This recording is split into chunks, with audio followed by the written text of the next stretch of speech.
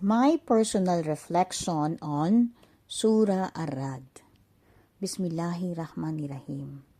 Today, I found myself immersed in the words of Surah Ar-Ra'd, a chapter that resonated deeply with the struggles and hopes within me. As I revert to Islam, each verse felt like a soft knock on the door of my heart, reminding me of Allah's boundless mercy and unwavering power.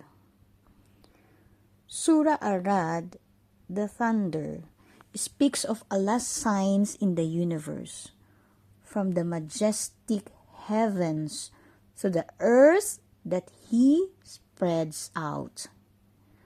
Signs that I once overlooked in my heedlessness.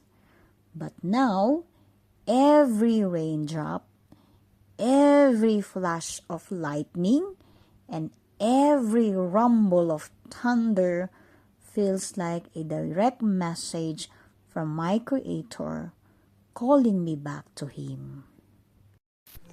Verily, in the remembrance of Allah, do hearts find rest. Surah Ar-Ra'd, chapter 13, verse 28.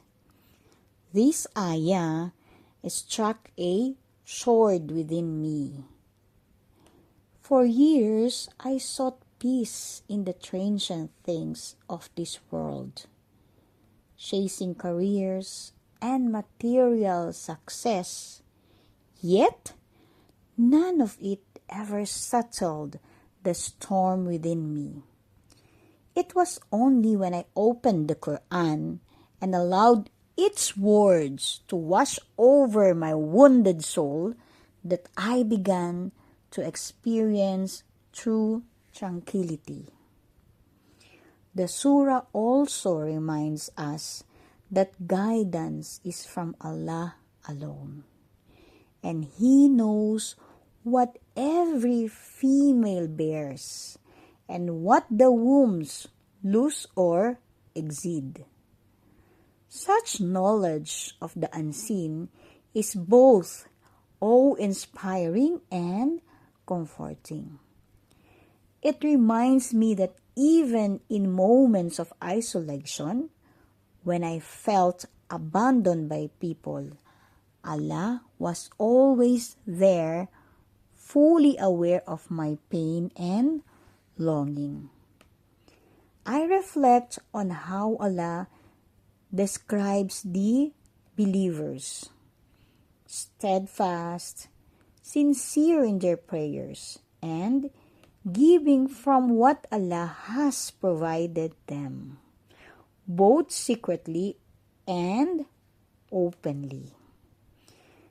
This inspires me to work on my faith, not just within the confines of my home, but also in the way I interact with others with sincerity and kindness. Surah Ar-Ra'd is a chapter that shakes the heart yet soothes it simultaneously. It affirms that Allah's promise is true, even if the disbelievers' doubt and the trials seems endless. For me, this surah is a beautiful reminder that though the thunder may roar and the rain may pour, Allah's mercy always follows. To my fellow reverts and seekers of truth, let us hold fast to the rope of Allah. Let us remember that every hardship carries a lesson and every storm will pass, for Allah's light will always guide us back to Him. May Allah strengthen our iman and keep our hearts firm on His path. Amin.